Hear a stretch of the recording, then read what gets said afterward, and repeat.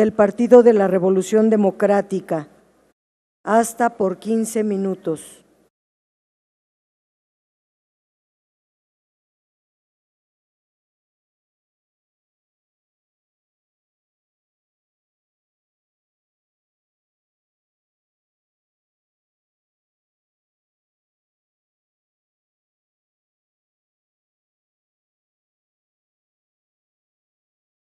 Con su venia, diputada presidente. Adelante. Compañeros y compañeras diputadas, hoy subo a esta tribuna a presentar el posicionamiento del Grupo Parlamentario del Partido de la Revolución Democrática en relación con el proyecto de reforma educativa que les ha sido presentado. Y aquí tengo que decirles que me llena de emoción, porque es y ha sido siempre la educación de calidad y para la vida mi trinchera de batalla. Les confieso que es de hecho porque estoy convencida de que es la educación lo que le permitirá a México convertirse en el país que nos merecemos los ciudadanos y ciudadanas, lo que me hizo transitar precisamente de la academia, es decir, de la investigación de las políticas públicas educativas hacia la política y el día de hoy a esta Cámara de Diputados. En ese sentido, apoyar hoy un dictamen ejemplo de cómo sí se hacen las leyes, de cómo sí contribuimos todos en beneficio de nuestra gente, me llena de orgullo. Y por eso les digo que así se hacen las leyes, porque este dictamen es ejemplo de cómo se escuchó a todos los sectores involucrados en la educación del país. Asociaciones civiles, padres de familia, a docentes, sí, aunque les resulte curioso, dado el debate que se ha venido propiciando estos últimos días y semanas. Se escuchó también a expertos investigadores y a legisladores tanto locales como federales.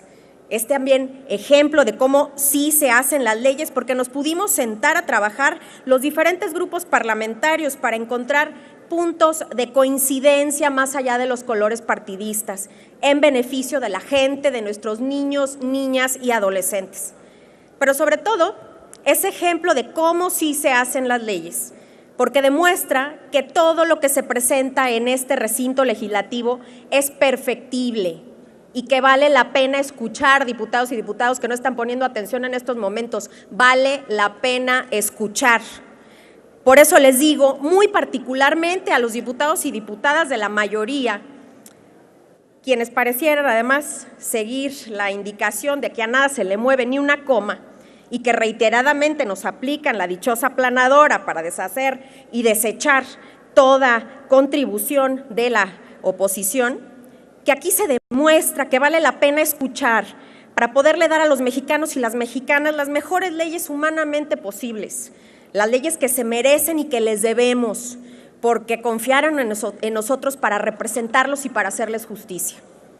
Esto me lleva a decirles muy claramente, esta no es la reforma de Andrés Manuel López Obrador. Esta no es la reforma que presentó el presidente el pasado diciembre. Es una reforma mucho mejor. Y es mejor porque, como les decía, en ella se reflejan las realidades del aula vista desde diferentes perspectivas complementarias, pero también la sustancia y el respeto a los tratados internacionales, la investigación educativa y las mejores prácticas. No es una reforma de ocurrencias y mucho menos una reforma laboral, que fue tanto lo que se criticó de la reforma anterior. Con este documento no se les habla solamente a un sector, sino a la ciudadanía, a esos padres de familia preocupados por el futuro de sus hijos y a una sociedad desesperada porque no se desperdicie una generación más a falta de una formación integral y de una igualdad de oportunidades, cosa que solamente puede garantizarse a partir de una educación de calidad y para la vida. En ese sentido, esta reforma nos deja lecciones bastante contundentes, como es la participación activa de las minorías parlamentarias, las cuales con responsabilidad y firmeza y bajo la convicción del interés superior de los niños, niñas y adolescentes de México, que propusimos, defendimos e incorporamos al proyecto de dictamen del señor presidente varios de los puntos siguientes de gran valor. Número 1. La garantía de la educación inicial para atender y formar ciudadanos desde sus primeros años, porque está demostrado que es en sus primeros 1000 días que los chiquitos forman sus capacidades neurológicas y por lo tanto esto les permitirá alcanzar su máximo potencial tanto intelectual como psicosocial y motriz. Número 2. La educación inclusiva y educación para la vida como irrenunciables en un escenario donde realmente se garantice la educación integral, porque no hay tal cosa como una educación integral que no prepare a los educandos, independientemente de las posibles barreras al aprendizaje, a ser ciudadanos responsables, críticos, conocedores y defensores de sus derechos, con hábitos saludables para propiciar un desarrollo pleno, capaces de tomar decisiones buenas para sí y para su entorno, ciudadanos con responsabilidad social y para con el medio ambiente, ciudadanos orgullosos de su identidad, de su mexicaneidad, solidarios, productivos y autosuficientes, ya no dependientes de papá gobierno.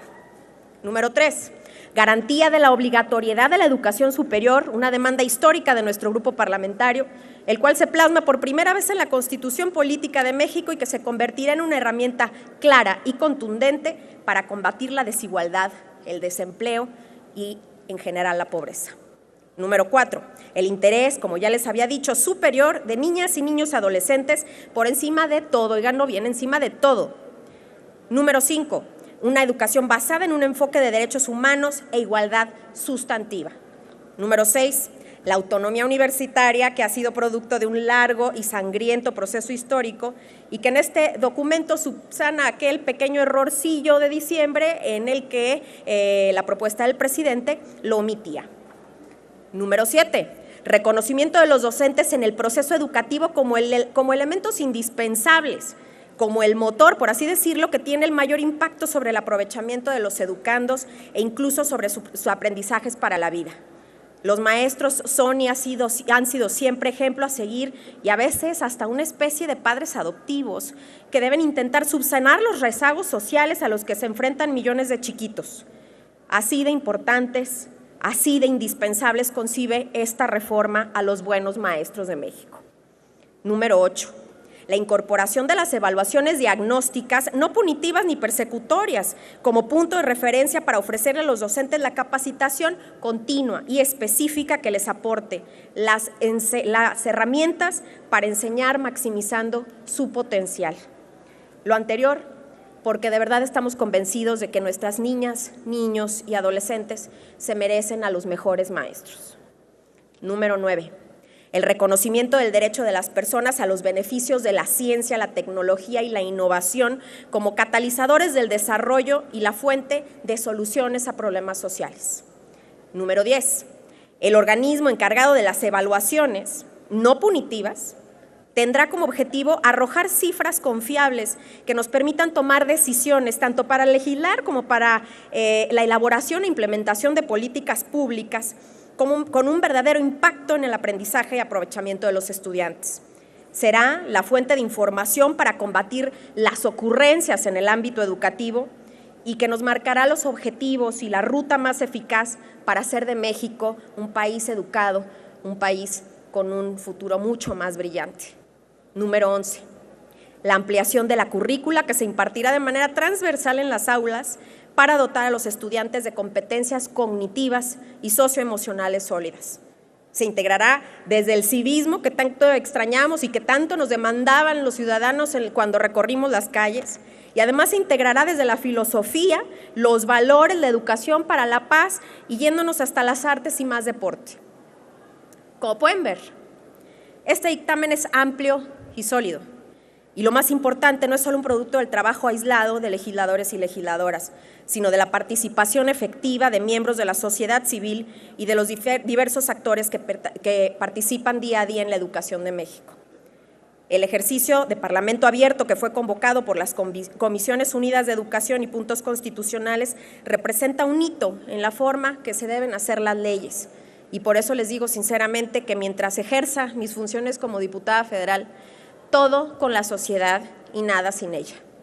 Desde aquí los invito, compañeros y compañeras, a que nunca más se permita que esta soberanía expida leyes sin tomar en cuenta a quienes representamos. Les hago un atento llamado y una respetuosa exigencia a nunca dejarlos solos y ser nosotros siempre su voz. En pocas palabras, esta reforma ha sido ambiciosa desde su nacimiento, en el muy buen sentido, y de todas las cosas garantiza que sea el Estado quien mantenga la rectoría de la educación, nadie más, y con ello las responsabilidades que de dicha rectoría emanan, obviamente. En otras palabras, aquí el Estado reconoce que debe ofrecer servicios educativos de calidad desde la educación inicial y hasta la superior, que es el Estado quien respaldará dichos compromisos con sus recursos que sean suficientes para garantizar su gratuidad, sin ahorcar a los estados que evidentemente ya están cortos de presupuesto, y en unos cuantos años incluso aspirar hasta el acceso universal para los mexicanos y mexicanas. Evidentemente, dada la dimensión y alcances de este dictamen, nos preocupa que alcancen los recursos, dado que aún no se presenta el debido impacto presupuestal. Pero le damos el beneficio de la duda al Gobierno federal, haciéndole saber que estaremos atentos para que cada uno de los compromisos se hagan realidad, ya no en el discurso, sino adentro de las aulas. Estaremos vigilantes. Aquí quiero hacer además un llamado muy claro a los buenos maestros de México. Sus derechos laborales ya se encuentran en el régimen del apartado A o B, según sus condiciones, del artículo 123 constitucional y jamás fueron violentados. Se les ocultó mañosamente una nueva realidad. Son profesionales y por lo tanto profesionistas de la educación. La educación es su materia y ustedes son los expertos. Por su vocación, asumen compromisos de vida y merecen sistemas especiales diseñados para mejorar en todo momento su experiencia y los conocimientos con los que cuentan. La noble tarea de educar a otro ser humano. Ustedes, maestros de México, son los guerreros blancos contra la ignorancia, son los caballeros del saber, son los constructores de civilizaciones. No dejen que los engañen para beneficiar a unos cuantos. En el mismo tenor, aunque esta no será una reforma laboral, estén tranquilos, nosotros defenderemos a capa y espada sus derechos. El Estado mexicano tiene una deuda histórica con ustedes porque desde hace décadas que se les ha criticado y se les ha culpado por todos los males de la educación, precisamente para permitirle a los gobernantes lavarse las manos de todas aquellas responsabilidades constitucionales que no asumían. Sus derechos y las condiciones laborales que se merecen serán defendidos, pero desde la trinchera laboral y asegurándonos precisamente de que el gobierno federal destine suficientes recursos para que nunca más tengan que destinarle de su bolsa a podar árboles, a arreglar un baño en condiciones no dignas, a pintar bardas, a comprar materiales o incluso a veces hasta darle de comer a un chiquito que llega con el estómago vacío. Ustedes se merecen trabajar en las mejores condiciones, con infraestructura y todas las herramientas conducentes para una educación de calidad. Ustedes se merecen sueldos dignos, certidumbre laboral y reconocimiento social como en todos los países desarrollados. Déjenos defender dichos derechos desde la trinchera pertinente y acompáñenos en este esfuerzo por hacer de la educación el pilar de desarrollo de México a partir de nuestros niños, niñas y adolescentes. Nos falta mucho por hacer y esta reforma es una buena plataforma, pero quedan las leyes secundarias. Y así que hay un acuerdo que dichas leyes también se elaborarán de una manera colegiada y con la participación de la sociedad. Aquí aprovecho para hacer entonces un breve paréntesis antes de concluir, para reconocer en este esfuerzo la escucha de aquellos diputados de la mayoría que sí están poniendo atención, también a el coordinador del Grupo Parlamentario de Morena por su disposición en estos acuerdos, a la presidenta de la Comisión de Educación, evidentemente a la maestra de la Piña por su profesionalismo y que toda esta labor se ha hecho defendiendo el debido equilibrio de poderes entre el legislativo, el ejecutivo y el judicial, recuperando el papel trascendental de esta Cámara de Diputados, representantes de la ciudadanía y defensores de las leyes por encima de todos, por encima incluso de memorándums inflamatorios y atentados contra la Constitución misma.